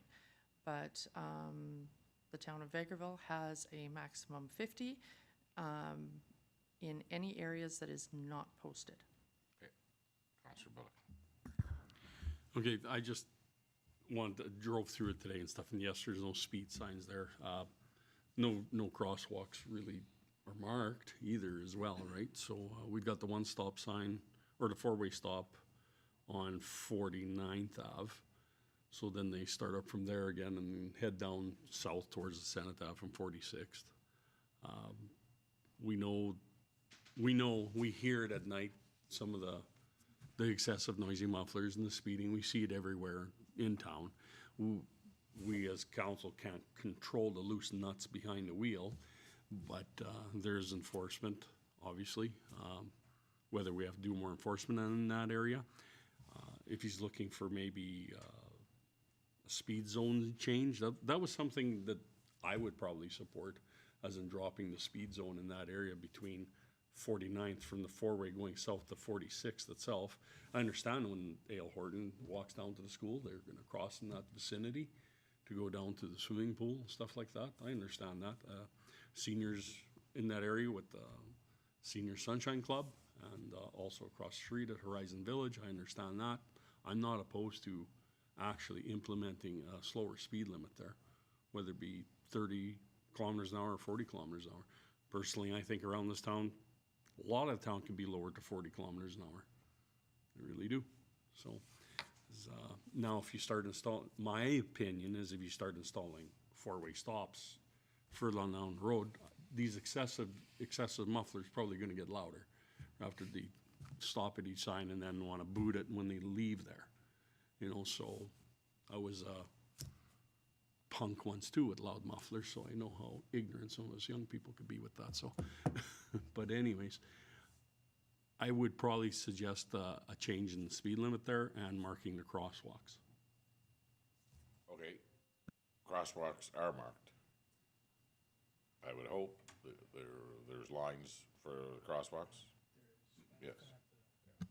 Sorry, I guess I should clarify, maybe a sign with a crosswalk, that's what I mean more so, sorry. Yeah, the crosswalks are painted white lines. They're not a true lit crosswalk by definition, but there is painted white lines. Well, I would just go back to something that Councillor Bullock said right off the bat. I mean, we hear it all over town. There is probably 4 pickups in town that need to be shut down. And I know that the RCMP and municipal enforcement are constantly trying to find these guys, right? We could lower it to 10 kilometers an hour. Do you think that would change the driving habits of those 16 people within our community? Probably not. And I feel bad. You know, Mr. Toma, I mean, it's no different than what we see over on the golf course road. On what I see, you know, we put the flashing signs and we try to do everything to slow people down, and they come flying through. I mean, I would say probably 95% of the drivers in town are good drivers, but we've got some people, and it doesn't matter what we put in place. Councillor Barry. Thank you, Worship. I was going to echo some of that you just said. I live on 43rd Street. So you come past the hospital, it's 30. You come past my place, when the school ground is there, it's 30. But most vehicles don't do 30. Because they're past the hospital, they don't see a school, so when they hit the bridge, they usually boot it. And yes, those noisy trucks come past my place all weekend. I think I live on a pretty busy street actually there, but I'm not complaining because being on a route like that when the snow gets off there so the ambulance can make it to the hospital. So I'm not complaining. Taking this into consideration here, I think if we did lower the speed limit, it would work to some extent, but I don't think it would change the It would work for you. You would go that speed limit.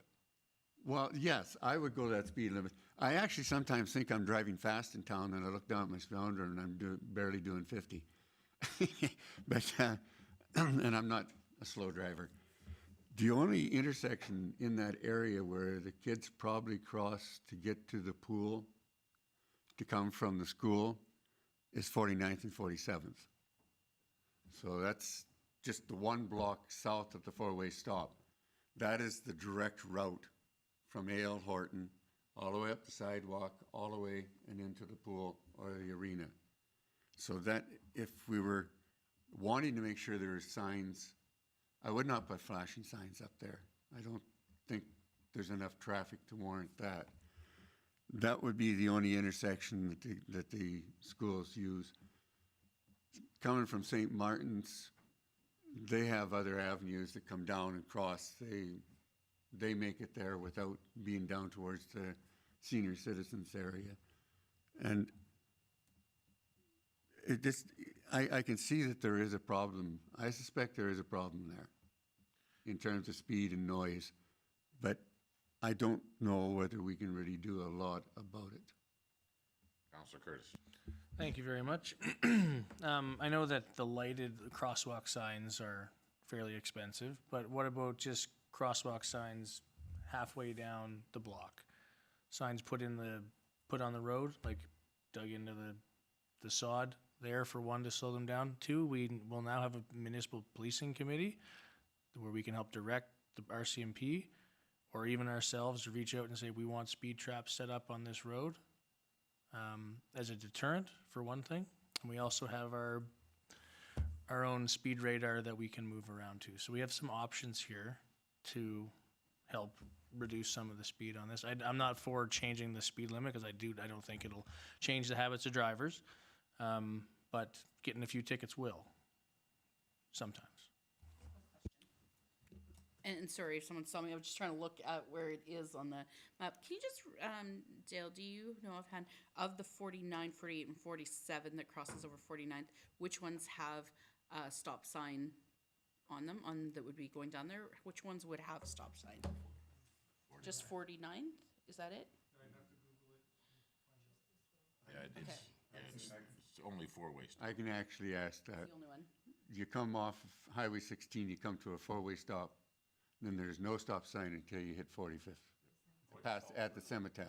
Right. So there's nothing there.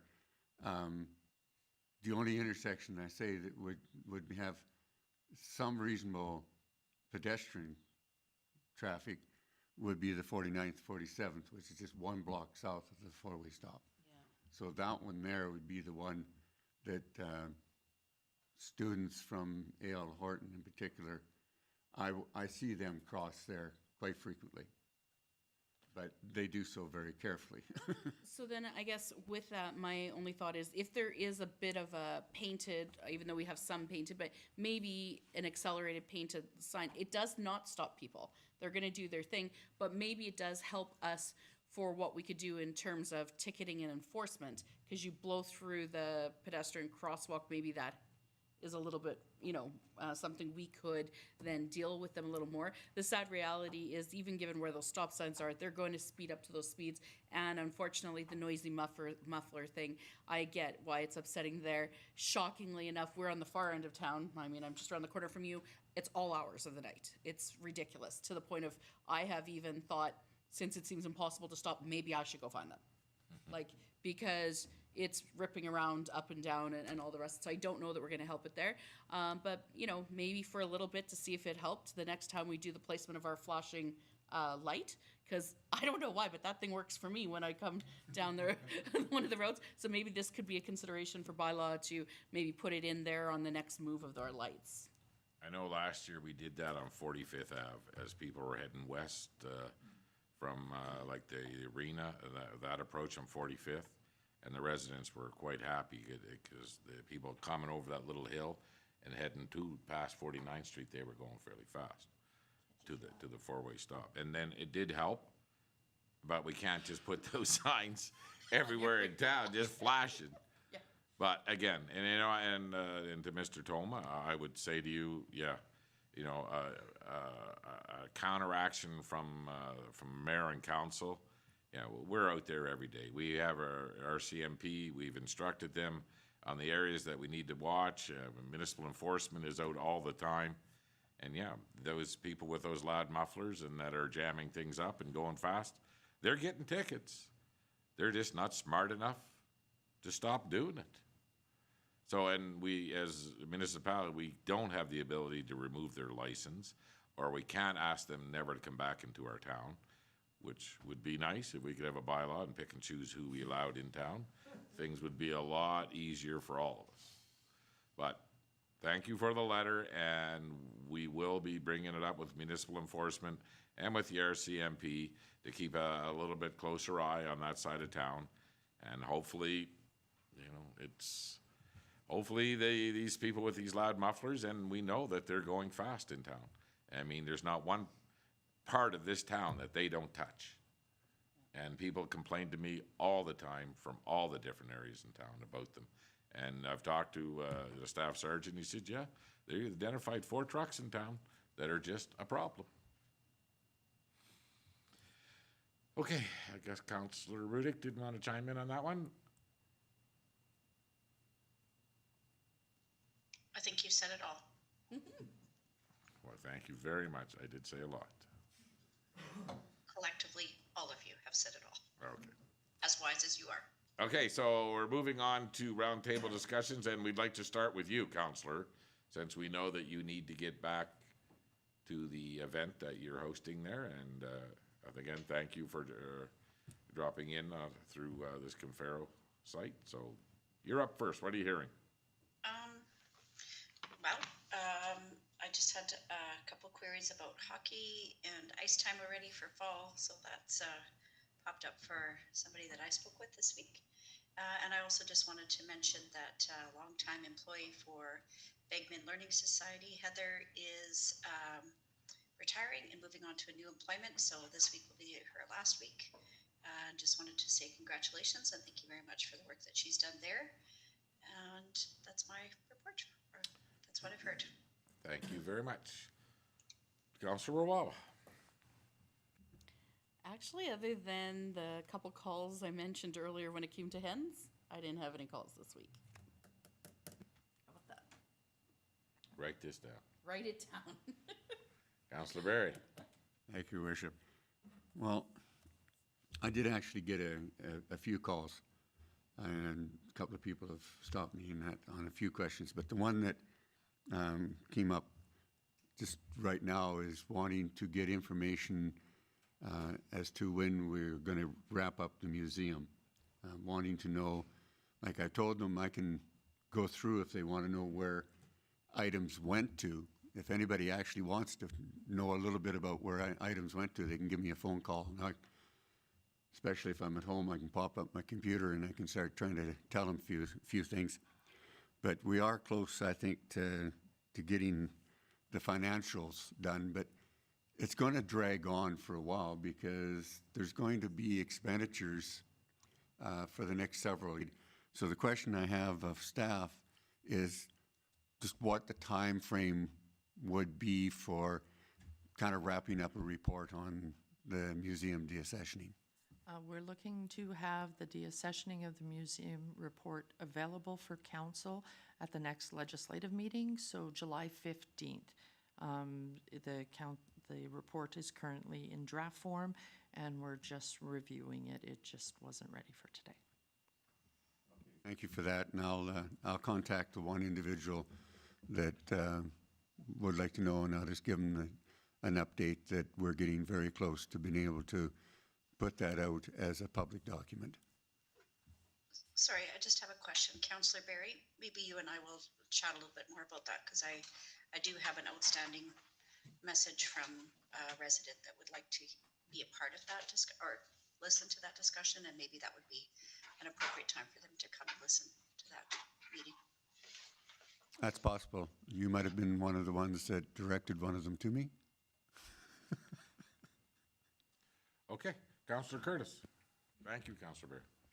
Thank you very much. Not too much from me, just a few questions again, and some people a better understanding of what is potentially happening at the Sunshine Club and the Legion Park. I think there was some people that listened to the hearing and got some more information, so that's all well and good. And then just a reminder that there's the volunteer barbecue tomorrow at the library for people to show up. It's to celebrate volunteers in the community that do a lot of good. Are you coming? I will be there after work. I told them I might be a tad late, but I'll stay and help clean up, so. Okay, excellent. Doing as best I can. That's all you can do. Councillor Bullock. Thank you. Well, not much. I was away a little bit last week, and I came back in Sunday into town. Of course, I missed the Father's Day event, but when I pulled into town, it was just wrapping up. And I see that every Boston Pizza, Vito's, the gas stations, everywhere was jammed. And then later I seen on social media Veg Ag Society manager posted there's over 6,000 people in attendance. So that was just a fantastic thing for town. Sounds like it was a success again. And I can't say enough about the Vegreville Ag Society and all their volunteers and the Vegreville Iron Runners for putting on this event. It's it seems like it's the biggest one-day event that happens in town over a single day. Yeah. So it's phenomenal to see that many people in town and stuff. Well, I've never seen that much parking. Like, it was crazy. It was everywhere. It was. I worked one of the main gates from 11:30 until 3 o'clock. And even at 11:30 going through to 12:30, it was just nonstop. We couldn't get the line through fast enough. When you looked around through, it had to be a record-setting day. It was just phenomenal, the number of people that came, and number of people I recognized that were from out of town as well. Fabulous event. Yeah, and the RV demolition looked like there was a lot of cleanup to do, and it was over. There was a nice smoke show, and, yeah. Okay, well, thank you all. Basically, I get a lot of questions every day about a lot of stuff, and I try to answer them the best I can, and if not, I pass them off to our CAO, and we're good.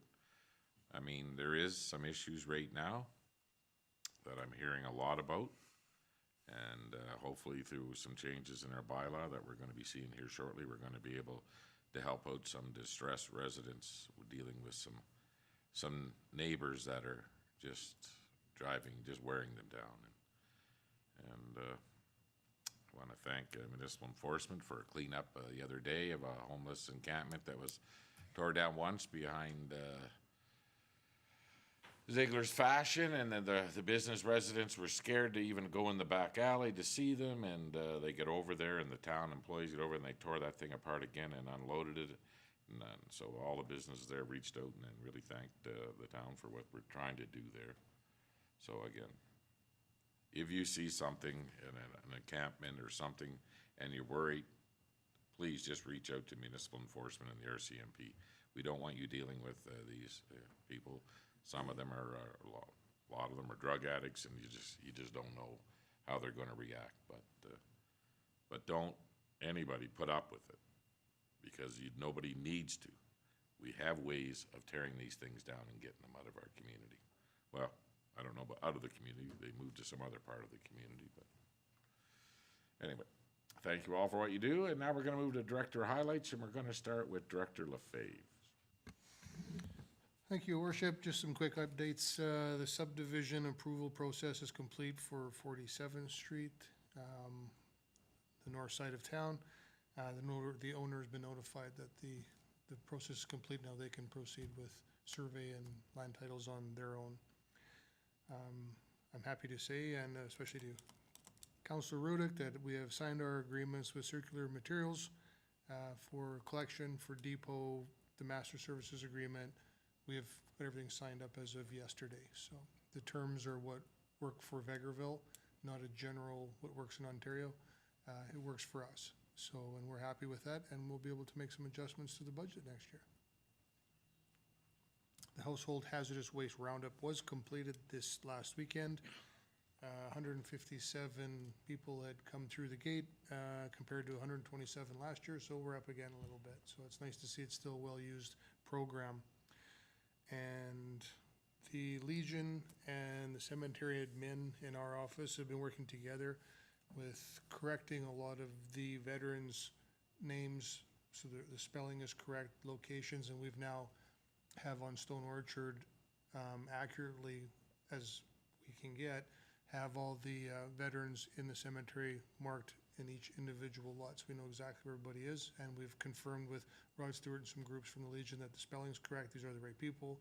And then we have a digital version on Stone Orchard, obviously, and they've been given a printed copy to take back with the option to have a digital copy if they like. So it's nice to see that as we can get on that project, that we are now, that there's value in it for sure. And that will be the end of my report. I want to go ahead and thank your staff for working with the Legion there, because it was a big deal. And, you know, Rod and Joyce knew a lot where the veterans were. And Declaration Day, they always put a Canadian flag in, and not just this cemetery, but the surrounding cemeteries in our area. But having that now, a copy in their hand, and what's, you know, this is what they've needed for quite a while, so thank you for that. Any questions for Director Lefebvre? Okay, let's go on to Director Saski. Thank you, Your Worship. I have two quick highlights for today. First one is our assessment services request for proposals. So that closed on June 6, 2025. We're currently in the process of reviewing the submissions received. As noted in the RFP, as per council's wishes as well, the town has reserved the right to conduct in-person interviews with proponents prior to final selection. So I think we will select maybe our top two and do a formal Teams or in-person interview depending on where they're situated. An update and recommendation will be provided to council once the review process is complete. One other thing is the finance manager and I attended the GFOA conference from June 2nd to 4th, 2025.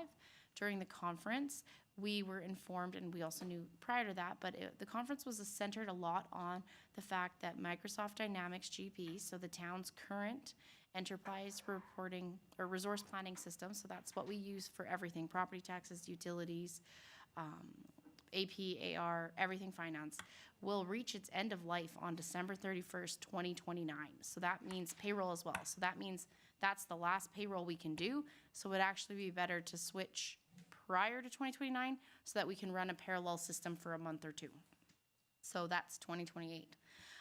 This will require the town to transition to a new ERP system, and recognizing that the scope of this work is going to be huge. So there will be potential and there will be budget implications of the changeover. And as a result of that, we have done the preliminary work, scheduling demonstrations of alternative systems. We also made friends with many other towns, similar size and some slightly larger, so that we cannot be the trailblazers of this. It would be really nice to take a tried and true system that another town is already using. We are also looking at maybe adding items to our 2026 budget, so putting in a reserve so that we're talking in excess of $100,000 in change over year, maybe $200,000 to transition. So if we start putting away even $80,000 a year in reserve, then that won't be as big of a hit in 26 or 27. Other issues with this is we can't just change over, like pick payroll now and then utilities and then accounts payable, because then we have to do dual entry in both systems until that final date, because we have to choose a day that we move the trial balance over. So it is huge, and it's unfortunately going to affect all of my staff all at the same time. It's not something that we want to have to do.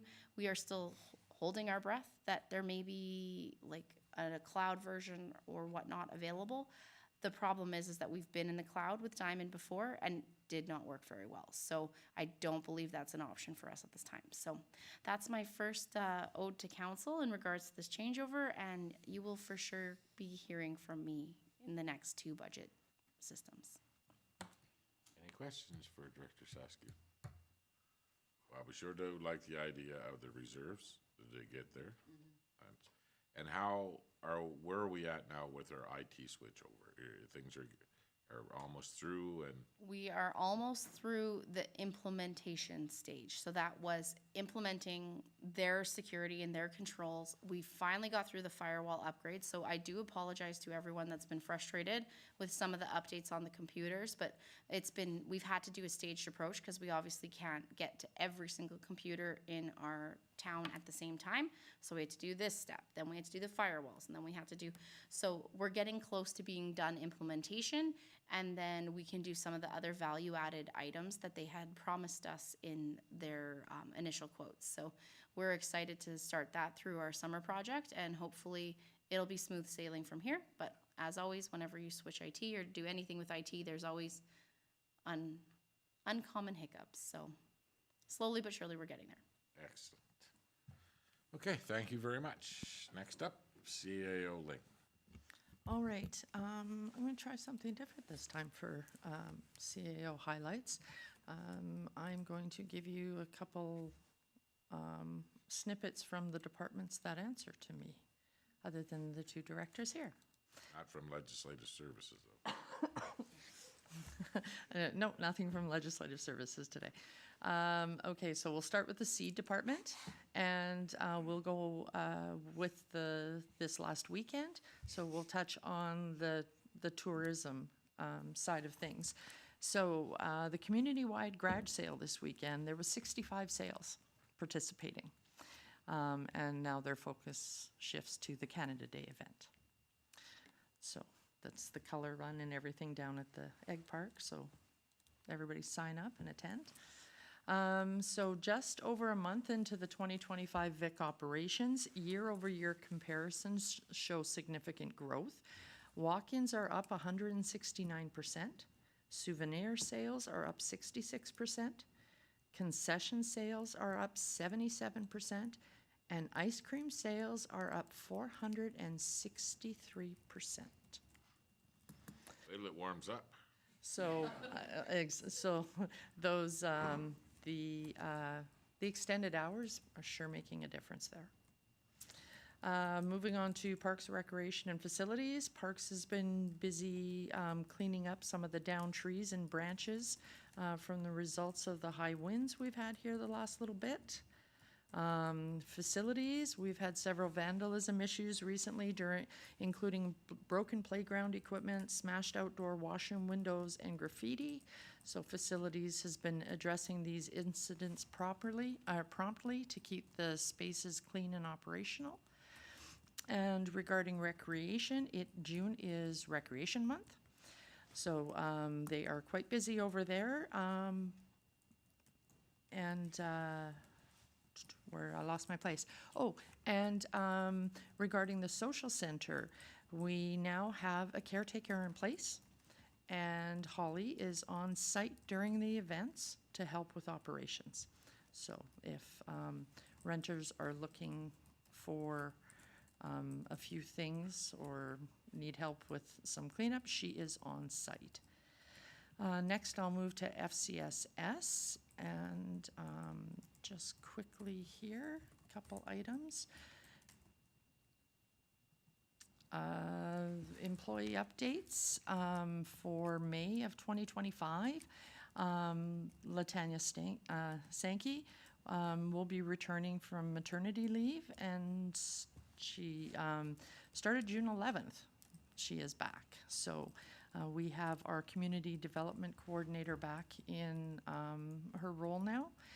And Kaylin Kuhn is transitioning from the practicum student and casual FRN employee to working full-time as a sizzling summer coordinator. So she'll be on this summer. And they've hired our community counselor. Bryn Weinkoff is the full-time community counselor. And so they're in the stages of initiating the development of the comprehensive program plan to address the identified needs of the community. They are researching the best online platforms for booking, charting, etc., connected with other counseling programs to gather insight and feedback on best practices for service delivery and operational logistics. Connecting and collaborating with other agencies in the community to existing programs and services and identifying potential gaps in services. They're promoting the program in the seniors facility, and they're hoping to launch the marketing for the program by the middle of June and start booking appointments in July. And then we'll move on to protective services. So discussing the speed limit in town, municipal enforcement, working shift work, managed to catch somebody doing 50 kilometers over in a 50 kilometer zone. So, yes. So you're right, the speeders are out there, right? And they've also managed to, they did one vehicle seizure for a suspended driver. Fire calls, we'll move to fire. So fire calls, there's been 111 fire calls to date, went out on one deployment, and the crew is back now. And the new engine has arrived, and right now it's just being kitted up, and it'll be ready to go in service shortly. And that's it. Well, let's get Manager Newton up here and let's hear about this new engine. I mean, how many counselors made it down there? No, 3. It was just a bad night for the rest of us. We had a lot of stuff going on, but let's hear a little bit about this new engine. And it's kind of weird. It was blue. Well, we made the blue color, Your Worship, due to the fact that, we are in Game 6 again this year, so we're excited, Your Worship. This is the first truck that's been fully funded 50-50 between our municipality and the County of Minburn, although we have had agreements in the past with other trucks. But yeah, it's virtually almost identical to what we currently have in service right now, just with more upgrades. So some of those upgrades that Councilor Barry got to see this past Wednesday is that it doesn't come with a generator. It's an onboard generator. Everything moving forward is going to be battery operated, anything of our portable stuff, so we don't have to worry about cords anymore. We don't have to worry about carrying those cords anymore. It's giving us up a lot of space. We do have a large scene light on the top of the vehicle, which will help us out on a lot. So it's actually cutting down time for our operators when we get on scene. So we're not starting up generators. We're not bringing these lights out. Everything is more automated, including our water monitor up there on the top there. So if we have a large event, we can put that volume of water very quickly, and we don't have to actually take off a firefighter from that. Everything's automated with few clicks of a switch, and we can get water flowing very quickly. And it is a pumper, right? That's right. It is a pumper engine. That's correct. So when this thing becomes in service, what becomes of the old engine or the pumper previous? So this will become our frontline engine, and then currently slated as engine 3. That would move back to the back of the line there as the secondary apparatus. The old engine 1 that we will be putting out of service will be available for, we believe it would be better to go to auction. However, though, we've had one municipality already come by and take a look at it. Okay. Councilor Barry. I'd just like to say thank you for the tour that we got there. Councilor Lemko was also there, and Councilor Rudick was also there. And I know the three of us really got a good tour of the engine itself. It's a beautiful vehicle. It's got a lot of bells and whistles. A lot of it is automated to make it so that it's a lot more user-friendly. I thought I was very impressed by it, and I think that it's going to be really good in the service of the community. So just very happy that I was able to come and take a look at it, and it was very interesting as well to watch a little bit of the training that was going on at the same time at the training center there with everybody geared up, and I saw all the different type of gears that were there. So it was a very interesting evening. So thank you. Has the county been over to see the new truck? Yes, Mayor McPhee, they came earlier in that day, the same day. Good, excellent. Okay, well, thank you very much for the update. Thank you, Your Worship, and I just wanted to put out back to the county, thank you there for their generous assistance, and with their capital plan moving forward, we're going to have a really good service again. For sure. Oh, go ahead, sir. Just a comment for Manager Newton and then a question for CEO Link. Thank you to the department for the deployments we've seen them out on, and I think it's a good thing to remember as a general public. Quite often it is I think sometimes it's forgotten that, these guys come in as volunteer firefighters for the town of Vegreville and surrounding community. They also assist in events like the Egg Society. They're there often, but these kids at times, and I'll still consider some of them kids because they're ones that were like watching them grow up, and they're now just 18, 19, 20, 21, and we, have a 21-year-old, deployed to Red Earth, right? So just thank you to all of them that are willing to step out there, and they're here in our volunteer communities, but they're stepping into roles that are full firefighters and emergency service people through the province are doing. So it's it's a big thing. So we, think about them and want them to be safe, and very proud to see the work they're doing. Just one question I had for you, CEO Ling. Would it be possible just for a future meeting, we had some updates for our rec facilities. When it comes to our social center, I know that we've said we're making an effort time over time to just do some TLC and some improvements. Can we slowly kind of keep a running list of some of the bigger things, or the things that we've been changing, improving, replacing? And the reason I ask is as we approach summer months and things are utilized, that's when people will sometimes approach us a little bit more, about the facility. We're doing a lot of efforts to try and upgrade it. It is one of our, bigger rental facilities. So it'd be nice for us to have on hand to be able to kind of quote some of the things that have been changed over. A big improvement, of course, is having somebody on site. But I know that we had said about some extra love there and some of the, upgrades or changes we Like did. new plates? Yeah, like it would be, because people sometimes don't recognize the extreme cost that is associated with something as simple as replacing industrial or commercial level of, cutlery or silverware. And it would be good to be able to say, hey, we replaced this amount of things, we've changed this, we've done this, because unfortunately it equates to a lot of dollars. And we did, as a council, really say we were going to put some love into it, so it's good. We put $50,000 Yeah. in the budget to do some, looking at some of those issues. Yeah. And I mean, it's sad. You would think $50,000 should wipe the whole thing out, and we know that it hits about one drawer for the cost that's in there, but it's just good to have some of that.